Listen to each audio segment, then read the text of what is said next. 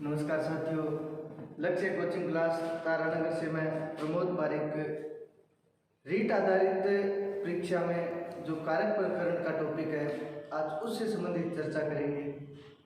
रीट में कारक से संबंधित दो तीन टॉपिक और भी हैं, जैसे एक तो परीक्षा में कारक का प्रश्न आता है और एक कारक के अलावा शुद्ध अशुद्ध का भी प्रश्न आता है परीक्षा में, और एक हिंदी से संस्कृत अनुवाद करने का भी प्रश्न आता है।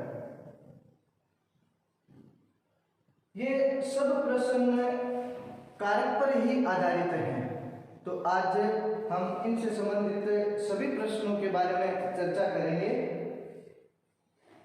तो आज हम पढ़ेंगे कारक प्रकरण। सबसे पहले हम पढ़ेंगे कारक शब्द कैसे बना। कारक शब्द क्री धातु से बना है और क्री धातु के साथ इसमें अणुवल प्रत्यय है। कारक शब्द क्री धातु और अणुवल प्रत्यय के योग से बना है। क्री का अर्थ करना होता है अणुवल प्रत्यय। जब अणुवल प्रत्यय जोड़ेंगे तो अणुवल प्रत्यय में अण और ड दोनों की इत संज्ञा होकर के लोप हो जाता है, वु शेष रहता है। अणुवल का क्या शेष रहता है? वु शेष रहता है। क्री के साथ अब वु जोड़ेंगे। एक सूत्र है युवो रणा को। युवो रणा को सूत्र क्या कहता है कि जब यू और वु आ जाए, जब यू या वु आए तो क्रम से यू के स्थान पर तो अन्न और वु के स्थान पर हो जाता है अक। यू के स्थान पर हो जाता है अन्न और वु के स्थान पर हो जाता है अक। तो हमारे पास यहाँ पर है वु और हम वु के स्थान पर क्या लिख देंगे? अक लिख देंगे। अब क्री के साथ हम अक लिखें तो व्याकरण अक। अब जब इस प्रकार की स्थिति है तो इसमें ई उरी वाली जो धातुएं हैं उनका गुण कार्य हो जाता है, परंतु यहाँ पर गुण कार्य नहीं होगा। यहाँ पर कौन सा कार्य होगा? वृद्धि का कार्य होगा। और गुण तो होता है अर, री का गुण है अर और वृद्धि होती है आर। तो यहाँ पर री की वृद्धि होगी आर। अब कै के साथ हम आर जोड़ेंगे और आगे अक। वर्णों का मिलान करेंगे, कै में आर और अक जोड़ेंगे तो क्या बन जाएगा? कारक बन जाएगा। परीक्षा में ऐसा भी प्रश्न आ सकता है कारक शब्द में कौन सा प्रत्यय है? तो कारक में अणुवल प्रत्यय है और कारक में धातु कौन सी है? क्री धातु है।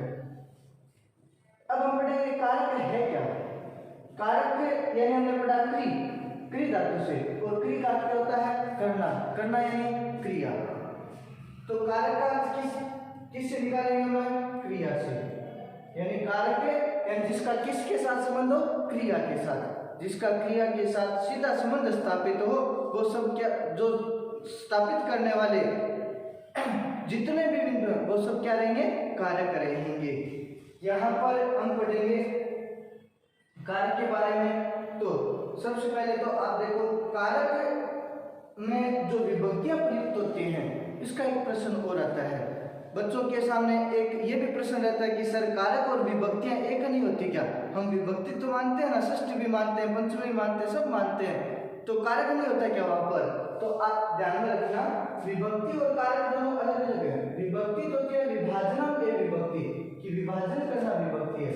विभाजनम एवं विभक्ति, विभाजन करना विभक्ति है, परंतु कारक नहीं है। कारक तो किससे संबंधित है? क्रिया से है। जिसका क्रिया के साथ सीधा संबंध होता है उसे हम क्या कहेंगे? कारक कहेंगे। हम पढ़े कारक की परिभाषा। कारक की परिभाषा होती है क्रिया करोति इति कारक है, कि क्रिया को करने वाले जो भाग हैं कारक है वो क्रियाम करोति इति कारक है।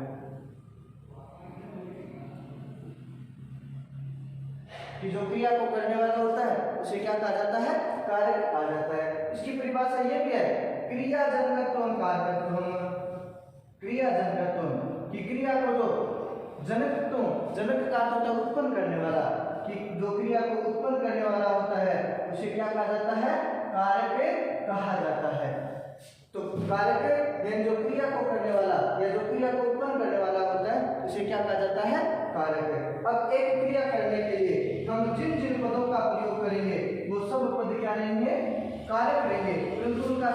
किसके साथ होना चाहिए, क्रिया के साथ संबंध होना चाहिए, न कि किसी अन्य पद के साथ उनका संबंध होना चाहिए। जैसे एक विशेषण शब्द प्रयुक्त होता है किसी विशेष्य का, तो उस स्थिति में उस विशेषण शब्द को यहाँ पर हम कारक नहीं मानेंगे, क्योंकि उसका क्रिया के साथ कोई संबंध नहीं है। हम बात करें अब कारक की। कारक कितने हैं? तो कारक कितने होते हैं? कारकाणि षट्। कारक होते हैं 6। 6 कारक कौन कौन से हैं? पहला है कर्ता, कर्म, करण, संप्रदान, अपादान और एक है अधिकरण। प्रश्न ये भी आ सकता है कारक कितने हैं? तो ये एक कंफ्यूजन वाला प्रश्न है, क्योंकि हिंदी में कारक होते हैं 8 और संस्कृत में कारक हैं 6। तो आप ध्यान में रखोगे कारक कितने होते हैं? 6। कौन कौन से? कर्ता, कर्म, करण, संप्रदान, अपादान और अधिकरण। यहाँ पर हम पढ़ेंगे कर्ता। कर्ता क्या है? किसी कार्य को करने वाला कर्ता होता है। किसी कार्य को करने वाला कौन होता है? कर्ता। अब जब किसी कार्य को करने वाला करता है तो क्रिया किसके आधार पर चलेगी? कर्ता के अनुरूप। तो यहाँ पर प्रधानता किसकी होगी? कर्ता की। जब किसी कार्य को करने वाला जो करता है तो हमेशा क्रिया उसी के अनुरूप चलती है और कर्ता की ही प्रधानता होती है। कर्ता स्वतंत्र होता है। जैसे राम है पढ़ती, राम पढ़ता है, तो यहाँ पर पढ़ने वाला कौन है? राम है। तो राम यहाँ पर क्या है? स्वतंत्र है, वो लिख नहीं रहा है, वो केवल क्या कर रहा है? पढ़ रहा है, वो स्वतंत्र कार्य कर रहा है। तो कर्ता हमेशा क्या होता है? स्वतंत्र होता है। अब कर्ता जिसको अत्यधिक चाहता है वो क्या होता है? कर्म होता है। कर्ता जैसे यहाँ पर कर्ता क्या कर रहा है? क्रिया कर रहा है पढ़ने की। अब यहाँ पर पढ़ने के साथ क्या पढ़ रहा है? जैसे राम है पाठ में पढ़ती, राम क्या पढ़ रहा है? पाठ पढ़ रहा है। राम है गीता पढ़ती, राम गीता को पढ़ रहा है। तो यहाँ पर पढ़ने के लिए उसने इप्सित क्या माना है? पाठ को माना है, यानी उसने अत्यधिक किसको चाहा? पाठ को या गीता को चाहा है। तो कर्ता जिसको अत्यधिक चाहता है वो क्या होता है? कर्म होता है। अब कर्ता किसी क्रिया को करने के लिए जिन जिन तत्वों का क्या लेता है? सहयोग लेता है। तो सहयोग लेने के लिए जो रहेंगे उसे क्या कहा जाएगा? करण कारक। कर्ता किसी कार्य को करने के लिए जिन तत्वों का क्या लेता है? सहयोग लेता है, वो क्या कहलाएंगे? करण कहलाएंगे। अब कर्ता कोई क्रिया किसी के निमित्त करता है उसे क्या कहा जाएगा? संप्रदान कहा जाएगा। कर्ता कोई कार्य किसी के निमित्त करता है तो उसको क्या कहा जाएगा? संप्रदान कहा जाएगा। करता है वो उसके आधार से अलग होने की जो स्थिति है, अलग होने की स्थिति है, उसको हम क्या कहेंगे? अपादान कहेंगे। और कर्ता का जो आधार है उसको क्या कहेंगे? मैं अधिकरण। कर्ता का जो आधार होगा उसको क्या कहेंगे? अधिकरण। हम एक इसको उदाहरण के माध्यम से समझें। जैसे दशरथ से पुत्र राम,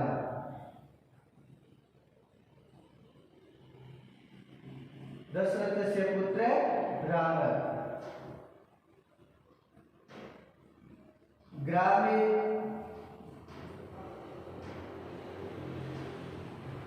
ग्रामे निर्धनाय स्वहस्तेन कोशात धनम ददाति। अब यहाँ पर देखो हम चलेंगे सबसे पहले किस पर? क्रिया पर। यह क्रिया कौन सी है? ददाति, यानी देने की क्रिया हुई है। देने की क्रिया करने वाला कौन है? देता कौन है? राम। अब इस ददाति क्रिया का संबंध सबसे पहले किसके साथ हो रहा है? राम के साथ। तो राम यहाँ पर प्रधान हो गया। और यहाँ पर कौन सी विभक्ति होगी इसमें? राम में प्रथमा विभक्ति, यानी कौन सा कारक हो गया? कर्ता कारक हो गया। अब कर्ता देने की क्रिया में किसको उचित मानता है? धन को। यहाँ पर कर्ता पुस्तक भी दे सकता है, पेन भी दे सकता है, अन्य भी दे सकता था, परंतु यहाँ पर कर्ता ने देने में सबसे अधिक किसको चाहा? धन को। तो यहाँ पर धन क्या हो गया? कर्म हो गया। धन तो यहाँ पर हो गया कर्म और राम हो गया यहाँ पर कर्ता। अब राम ने जो क्रिया की या धन देने का जो कार्य किया उसमें जो सहयोगी रहा, यहाँ पर राम ने धन किससे दिया था? स्वहस्ते अपने हाथ से दिया, तो ये कौन सा कारक हो गया? करण कारक है। अब राम ने जो धन दिया वो किसके लिए दिया? राम ने यहाँ पर धन निर्धनाय गरीबों के लिए दिया। जिसके लिए कार्य, यहाँ पर कार्य किसके निमित्त हो रहा है? निर्धनाय गरीबों के लिए हो रहा है। तो यहाँ पर निर्धनाय में कौन सी विभक्ति हो गई? चतुर्थी। यानी कौन सा कारक हो गया? संप्रदान कारक हो गया। अब इसके बाद चले हम, राम ने धन निकाला तो धन क्या होगा? कोषात खजाने से अलग हो गया, तो यहाँ पर कोषात में कौन सा हो गया? अपादान कारक हो गया। अब उसके बाद चले हम, कर्ता का आधार क्या है? कर्ता ने धन कहाँ दिया था? ग्राम्य, गांव में दिया था, तो ये ग्राम्य यहाँ पर क्या हो गया? अधिकरण हो गया। तो अब हम चले, एक शब्द रह गया यहाँ पर दशरथस्य पुत्र। अब इस दशरथस्य पुत्र का संबंध ददाति क्रिया के साथ नहीं है। यहाँ पर यदि दशरथस्य पुत्र शब्द नहीं होता तो पूर्ण वाक्य राम ने गांव में गरीबों के लिए अपने हाथ से खजाने से धन दिया। तो दशरथस्य पुत्र का तो संबंध केवल किससे है? राम के साथ है, न कि क्रिया के साथ है। तो यहाँ पर क्रिया के साथ संबंध नहीं होने के कारण दशरथस्य पुत्र को हमने क्या नहीं माना है? कारक नहीं माना है। इसमें संबंध है और संबंध के योग में विभक्ति जरूर होती है, वहां पर कारक नहीं होता है। तो संबंध के योग में षष्ठी विभक्ति होगी परंतु कारक नहीं होगा। आगे चले हम, कारक और हम पढ़ेंगे विभक्ति और उनके चिन्ह। कारक, कारकों के विभक्ति और चिन्ह पढ़ेंगे हम। तो सबसे पहले हम लिखे विभक्ति। विभक्ति कितनी होती है? विभक्ति होती है 7 और एक होता है संबोधन। विभक्ति प्रथमा, द्वितीया, तृतीया, चतुर्थी, पंचमी, षष्ठी, सप्तमी और एक हो गया संबोधन। अब चले हम कारक की बात करें तो कारक कितने होते हैं? 6। हम लिखें कर्ता कारक, उसमें कौन सी विभक्ति होती है? प्रथमा। कर्म कारक में द्वितीया, कर्ण कारक में तृतीया, संप्रदान कारक में कौन सी विभक्ति होती है? चतुर्थी। अपादान कारक में कौन सी विभक्ति होती है? पंचमी। फिर चले हम, यहाँ पर होता है संबंध और संबंध के योग में कौन सी विभक्ति होती है? षष्ठी। फिर चले हम अधिकरण और अधिकरण के योग में कौन सी विभक्ति होती है? सप्तमी। फिर चले संबोधन, और संबोधन है उसको संबोधन ही लिखा जाएगा। अब ध्यान में रखना, एक तो कौन सा? संबोधन और एक संबंध, ये दोनों क्या नहीं है? कारक नहीं है। ये दोनों क्या नहीं है? कारक नहीं है। अब इनके चिन्ह जरूर प्रयुक्त होते हैं। इनके चिन्ह जैसे कर्ता कारक है, कर्ता का क्या होता है? कर्ता ने कर्म को कर्ण से या के द्वारा, से या द्वारा, संप्रदान के लिए, अपादान से, और से कौन सा होगा इसमें? अलग होने की स्थिति में। फिर संबंध, संबंध के साथ प्रयुक्त होते हैं। का, के, की, अधिकरण में प्रयुक्त होता है इसके कारक चिन्ह में और पर, और संबोधन में हे, अरे, भू, ये प्रयुक्त होते हैं। ये एक संबोधन का चिन्ह है। कई बार क्या होता है, किसी का नाम लिखा होता है और उसके आगे इस प्रकार का चिन्ह लगा देते हैं, तो इसको संबोधन चिन्ह माना जाता है और वहां पर संबोधन पद माना जाता है। हे, अरे, वो नहीं लिखा हो और संबोधन चिन्ह लगाओ तो भी हमें उसको संबोधन ही मानेंगे। विभक्ति 7 होते हैं, एक संबोधन, कारक 6 होते हैं और इनके चिन्ह। कर्ता ने कर्म को कर्ण से या द्वारा, संप्रदान के लिए, अपादान से अलग होने की स्थिति में, संबंध के साथ चिन्ह होते हैं का, के, की, अधिकरण में में, पर, और संबोधन में हे, अरे, भू। अब हम आज सबसे पहले पढ़ेंगे कर्ता कारक। कर्ता क्या है? हमने अभी पढ़ा था। कर्ता क्या है? कर्ता क्या होता है? स्वतंत्र होता है। कर्ता क्या होता है? स्वतंत्र होता है। और जो स्वतंत्र होता है हमेशा उसी की प्रधानता होती है। जो स्वतंत्र होता है हमेशा उसी की प्रधानता होती है, और जिसकी प्रधानता होती है उसमें हमेशा ही प्रथमा विभक्ति का प्रयोग किया जाता है। जो स्वतंत्र होता है उसमें उसी की प्रधानता होती है, और जिसकी प्रधानता होती है उसमें हमेशा कौन सी विभक्ति प्रयुक्त होती है? प्रथमा विभक्ति प्रयुक्त होती है। तो आज हम पढ़ेंगे कर्ता कारक।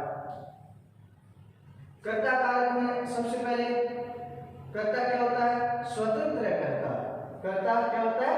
स्वतंत्र होता है, और जो स्वतंत्र होता है हमेशा उसी की प्रधानता होती है। हमने शब्द और पद दो पढ़े, एक तो होता है शब्द और एक होता है पद। शब्द और पद क्या है? शब्द संस्कृत में जिसकी प्रातिपदिक संज्ञा नहीं होती है उसको क्या माना जाता है? शब्द। और जिसकी प्रातिपदिक संज्ञा हो जाती है तो प्रातिपदिक संज्ञा होने के बाद वो क्या बन जाता है? पद बन जाता है। पद कौन से होते हैं? पद एक तो सुप और एक तिंग। सुप और तिंग जिनके प्रत्यय जुड़ जाते हैं। सुप प्रत्यय होते हैं शब्द रूप के साथ जुड़ते हैं। सुप प्रत्यय किसके साथ जुड़ते हैं? शब्द रूप के साथ। और तिंग प्रत्यय जुड़ते हैं धातु रूप के साथ। तिंग प्रत्यय किसके साथ जुड़ते हैं? धातु रूप के साथ। सुप प्रत्यय तो होते हैं 21 और तिंग प्रत्यय होते हैं 18। तो जिनके साथ ये 21 और 18 प्रत्यय जुड़ जाते हैं तो प्रत्यय जुड़ने से वो क्या बन जाता है? पद। और संस्कृत में जितने भी शब्द प्रयुक्त होते हैं, जैसे हिंदी में होता है ना वाक्य में जब लिखा जाए तो उसको पद कहा जाता है, वैसे संस्कृत में जितने भी शब्द प्रयुक्त होंगे तो वो क्या रहेंगे? पद रहेंगे। और जो पद रहेंगे तो सबसे पहले जिसमें सुबंत प्रत्यय जोड़ करके और लिखेंगे, यदि हमें विभक्ति है उसका पता लगाना है। जैसे राम है, हमने राम को लिखा राम है, ये प्रथमा विभक्ति में लिखा गया पद है। सबसे पहले जिस पद को हमने लिखा उसकी संज्ञा दी तो उसमें सबसे पहले कौन सी विभक्ति करिए? प्रथमा विभक्ति। तो जितने भी ये प्रातिपदिक संज्ञा वाले जो शब्द हैं, प्रातिपदिक अर्थ में जितने भी शब्द आते हैं उन सब में कौन सी विभक्ति होती है? प्रथमा। एक सूत्र है प्रातिपदिकार्थ लिंग परिमाण वचन मात्रे प्रथमा। इसमें कौन कौन से शब्द हैं? प्रातिपदिक मात्र, लिंग मात्र, परिमाण मात्र और वचन मात्र। प्रातिपदिक संज्ञा यानी जिसको पद बनाया हमने, जिसको पद बनाया उसकी कौन सी संज्ञा होगी? प्रातिपदिक संज्ञा। तो प्रातिपदिक अर्थ में हमेशा कौन सी विभक्ति होती है? प्रथमा विभक्ति होती है। प्रातिपदिक अर्थ में कौन कौन से शब्द आएंगे? प्रातिपदिक अर्थ में पुल्लिंग शब्द भी आएगा, स्त्रीलिंग भी आएगा और नपुंसकलिंग भी आएगा। तीनों शब्द आएंगे। तो यहाँ पर हम देखें उदाहरण, जैसे राम है पुल्लिंग शब्द हो गया, उदाहरण देखिए हम लता स्त्रीलिंग शब्द हो गया, उदाहरण देखिए हम फलम नपुंसकलिंग शब्द हो गया। तीनों हो गए। जैसे हम लघु सिद्धांत कौमुदी के उदाहरण देखेंगे, कृष्ण, श्री, ज्ञान। और इसके साथ अब जो अव्यय हैं, जो अव्यय होते हैं इनके साथ भी ना सुबंत प्रत्यय जुड़ते हैं। अव्यय के साथ सुबंत प्रत्यय जुड़ते हैं, परंतु एक सूत्र है अव्ययदाप सुपर कि अव्यय के साथ यदि सुप प्रत्यय जुड़ते हैं ना तो उनका लोप हो जाता है। तो अव्यय के साथ जो सुबंत प्रत्यय जुड़ते हैं इनका लोप हो जाता है, परंतु यहाँ पर सुप प्रत्यय तो जुड़ गया और प्रत्यय जुड़ने के कारण वो क्या बन गया? पद बन गया। चाहे लोप हो जाए उसका, परंतु वो पद हो गया। तो जितने भी अव्यय उनका भी इसके साथ प्रयोग होता है। जैसे हम अव्यय देखें, उच्चे, नीचे, सदा, एव, तथा, ये सब अव्यय हैं और इनमें हमेशा कौन सी विभक्ति होती है? प्रथमा विभक्ति होती है। तो प्रातिपदिक अर्थ में जितने भी शब्द प्रयुक्त होते हैं उनमें सब में कौन सी विभक्ति होती है? प्रथमा। जैसे उदाहरण है उच्चे, नीचे, कृष्ण, श्री, ज्ञानम। प्रश्न पिछली बार में पूछा गया था प्रातिपदिक अर्थ में कौन सी विभक्ति होती है? तो प्रातिपदिक अर्थ में कौन सी विभक्ति होती है? प्रथमा विभक्ति होती है। फिर आया लिंग। लिंग मात्र में भी कौन सी विभक्ति होती है? प्रथमा। अब लिंग मात्र प्रातिपदिक में भी तो लिंग आ गए, पुल्लिंग, स्त्रीलिंग, नपुंसकलिंग आए ना, परंतु यहाँ पर कौन से लिंग यानी जिनका लिंग निर्धारण न हो, यानी एक ऐसा शब्द जो पुल्लिंग में भी है, जो स्त्रीलिंग में भी है और जो नपुंसकलिंग में भी है। जैसे यहाँ पर निर्धारित हो गया, राम वो पुल्लिंग शब्द है, लता स्त्रीलिंग शब्द है, फल नपुंसकलिंग शब्द है, परंतु एक ऐसा शब्द जो पुल्लिंग में भी रहे, स्त्रीलिंग में भी रहे और नपुंसकलिंग में रहे, यानी जिनका लिंग निर्धारण न हो, ऐसे जब शब्द हैं वो लिंग मात्र में होते हैं। और लिंग मात्र अर्थ में भी कौन सी विभक्ति होती है? प्रथमा विभक्ति। जैसे उदाहरण देखें, एक उदाहरण है तट, तटी, तटम। एक और उदाहरण है सही वट, वटी, वटम। अब इनको लिखेंगे तो इनमें कौन सी विभक्ति है? प्रथमा विभक्ति है। आगे चले हमें परिमाण मात्र। परिमाण यानी माप मात्र, माप मात्र वाले जितने भी शब्द हैं उन सब के योग में कौन सी विभक्ति होती है? प्रथमा विभक्ति होती है। आजकल जैसे माप के रूप में प्रयुक्त शब्द है किलोग्राम, क्विंटल, ये जो शब्द प्रयुक्त किए जाते हैं, प्राचीन काल में ऐसा नहीं था। प्राचीन काल में माप था ही नहीं। प्राचीन काल में पात्र यानी बर्तनों के सारे वो माप करते थे। तो लघु सिद्धांत कौमुदी के अनुसार जो उदाहरण है उनको हम पढ़ेंगे परिमाण मात्र अर्थ में। परिमाण अर्थ में प्रयुक्त उदाहरण है द्रोणोव्रीहि। व्रीहि का अथवा धान और द्रोण, द्रोण एक बाल्टी भर माप माना गया, बाल्टी भर चावल। तो यहाँ पर बाल्टी भर एक क्या हो गया? माप हो गया। और माप मात्र में जो शब्द प्रयुक्त किए जाते हैं वो परिमाण अर्थ में रहेंगे। परिमाण मात्र अर्थ में भी कौन सी विभक्ति होती है? प्रथमा। उदाहरण क्या है इसका? द्रोणोव्रीहि। ऐसे उदाहरण और है जैसे आडकम, खारी, ये भी शब्द प्राचीन काल में माप मात्र में प्रयुक्त किए जाते थे। तो परिमाण अर्थ में कौन सी विभक्ति होती है? प्रथमा। उदाहरण क्या है इसका? द्रोणोव्रीहि, आडकम, खारी। वचन मात्र अर्थ में देखें, एक ऐसा शब्द जो एक वचन, द्विवचन और बहुवचन में लिखा जाए तो उसमें भी कौन सी विभक्ति होती है? प्रथमा विभक्ति। जैसे एक है, एक को कौन से में लिखा जाएगा? एक वचन में। दो यानी दो, दो को कौन से में लिखा जाएगा? द्विवचन में। और वह यानी बहुवचन में। एक में एक वचन, दो में द्विवचन और दो से यदि अधिक है यानी बहुत है तो कौन सा लिखा जाएगा? बहुवचन। तो वचन अर्थ में भी कौन सी विभक्ति होती है? प्रथमा विभक्ति। कौन कौन से? प्रातिपदिक मात्र अर्थ में भी प्रथमा विभक्ति, लिंग मात्र अर्थ में भी प्रथमा विभक्ति, परिमाण मात्र अर्थ में भी प्रथमा विभक्ति और वचन मात्र अर्थ में भी कौन सी विभक्ति होती है? प्रथमा। प्रातिपदिक यानी जिसको हम पद बना दें और जो पद बनेगा उसमें सबसे पहले कौन सी विभक्ति होगी? प्रथमा। इसमें पुल्लिंग, स्त्रीलिंग, नपुंसकलिंग और जितने भी अव्यय सब आते हैं इसमें। और फिर देखिए लिंग मात्र अर्थ में एक ऐसा शब्द जिसका लिंग निर्धारण हो, यानी वो शब्द पुल्लिंग में भी रहे, स्त्रीलिंग में भी रहे और नपुंसकलिंग में भी रहे, ऐसे शब्द वो लिंग मात्र अर्थ में प्रयुक्त होते हैं। परिमाण मात्र अर्थ में, माप मात्र में जो शब्द प्रयुक्त किए जाते हैं वो परिमाण अर्थ में हो गए। जैसे उदाहरण है द्रोणोव्रीहि। वचन मात्र अर्थ में उदाहरण हो गए एक, दो, बराबर। तो इन सब अर्थ में कौन सी विभक्ति प्रयुक्त की जाती है? प्रथमा विभक्ति का प्रयोग किया जाता है। आगे देखिए हमने पढ़ा था संबोधन। संबोधन के सामने हमने कोई विभक्ति नहीं लिखी थी, संबोधन के स्थान पर हमने संबोधन ही लिखा था। तो एक सूत्र है संबोधनेचर। संबोधनेचर सूत्र क्या कहता है कि संबोधन के अर्थ में भी, संबोधनेचर यानी संबोधन के अर्थ में भी कौन सी विभक्ति होती है? प्रथमा विभक्ति होती है। संबोधन के अर्थ में प्रथमा विभक्ति, जैसे उदाहरण है हे राम, यानी इसमें कौन सी विभक्ति है? प्रथमा विभक्ति है। स्त्रीलिंग में उदाहरण देखें जैसे हे रते, कौन सी विभक्ति है यहाँ पर? प्रथमा विभक्ति है। वाक्य में प्रयुक्त हो सकता है राम त्वम अत्र आगच्छ। हे राम तुम यहाँ आओ। यहाँ पर अब देखो न तो हे लगा, न वो लगा, न अरे लिखा है, केवल क्या लिखा है? संबोधन चीज। और जब संबोधन लिखा हुआ है तो उसमें भी कौन सी विभक्ति होती है? प्रथमा विभक्ति होती है। राम त्वम अत्र आगच्छ, तो इसमें कौन सी विभक्ति होगी? प्रथमा विभक्ति होगी। तो संबोधन के अर्थ में भी कौन सी विभक्ति होती है? प्रथमा विभक्ति होती है। स्त्रीलिंग का शब्द भी प्रयुक्त किया जा सकता है, जैसे लते, त्वम, पुष्पम, चिनोसी। हेलते तुम पुष्पों को चुनोगे क्या? पुष्प तोड़ने के क्या पुष्प चुनते हो? हेलते तुम पुष्पों को चुनते हो। तो ऐसा अर्थ हुआ यहाँ पर।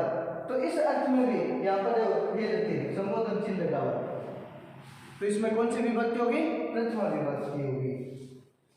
इसके अलावा हम देखें प्रथमा विभक्ति एक है इति शब्द, और इति शब्द के योग में कौन सी विभक्ति होती है? प्रथमा विभक्ति। इति शब्द के योग में कौन सी विभक्ति होती है? प्रथमा विभक्ति। जैसे उदाहरण देखें,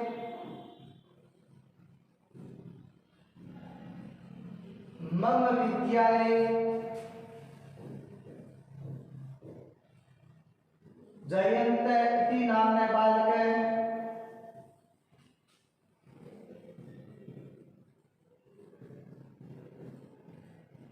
पठति। अब यहाँ पर देखो जयंत इति, जब नाम के साथ इति आ जाए तो हमेशा ही उसमें कौन सी विभक्ति होती है? प्रथमा विभक्ति। जयंत यहाँ पर कौन सी विभक्ति है? प्रथमा विभक्ति है। ऐसे ही उदाहरण हम और ले सकते हैं, मम ग्रामे सुरेश इति नामना बालकः निवसति, कि मेरे गांव में सुरेश नाम का बालक निवास करता है। तो यहाँ पर इति शब्द के योग में सुरेश में कौन सी विभक्ति होगी? प्रथमा विभक्ति होगी। तो इति शब्द के योग में कौन सी विभक्ति होती है? प्रथमा विभक्ति होती है। इसके बाद हम पढ़ेंगे एक इसके साथ वाच्य से संबंधित प्रश्न और है। वाच्य तीन प्रकार के होते हैं, कर्तृवाच्य, कर्मवाच्य और भाववाच्य।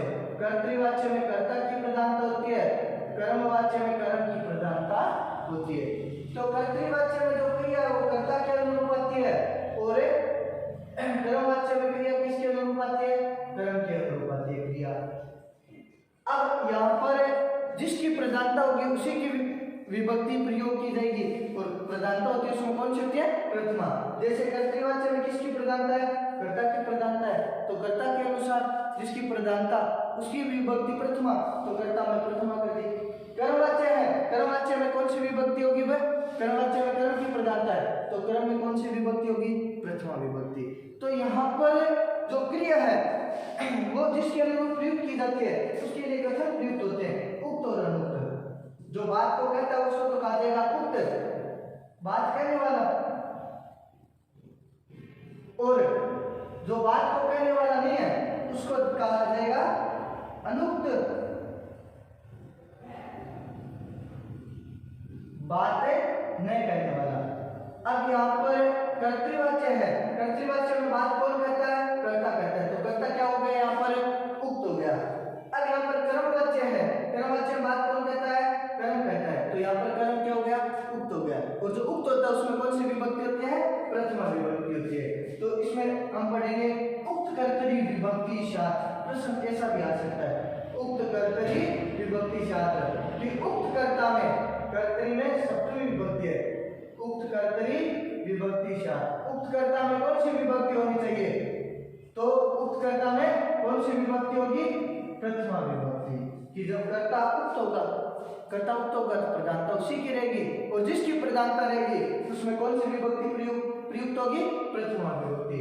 तो उक्त कर्तरी विभक्ति शास्त्र, उक्त कर्ता में कौन सी विभक्ति होती है?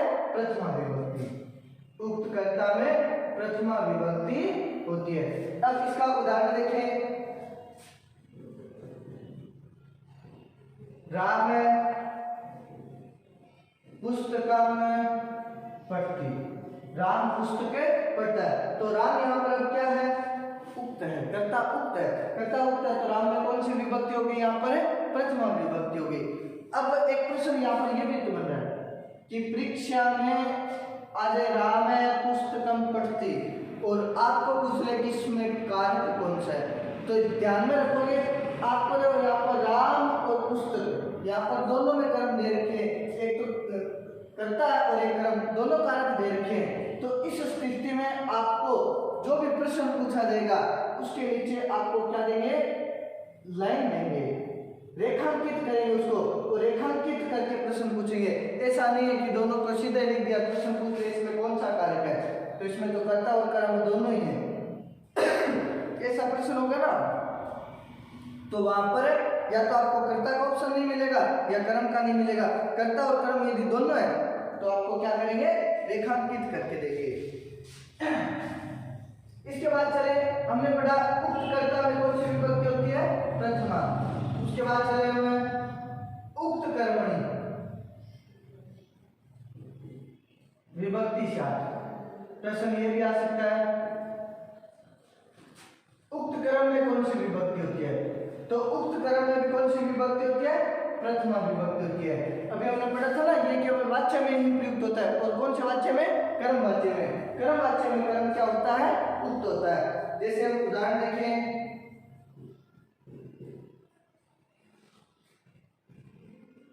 रामेण पाठ पठ्यते, राम के द्वारा पाठ पढ़ा जाता है। तो यहाँ पर पाठ है, कर्म है यहाँ पर, परंतु कर्म क्या है यहाँ पर? प्रधान है। और कर्म प्रधान होने के कारण यहाँ पर कर्म क्या होगा? उक्त। और उक्त कर्म में कौन सी विभक्ति होगी? प्रथमा विभक्ति होगी। जैसे रामेण पाठ पठ्यते, तो यहाँ पर पाठ क्या है? उक्त कर्म है। और उक्त कर्म के योग में कौन सी विभक्ति होगी? प्रथमा विभक्ति।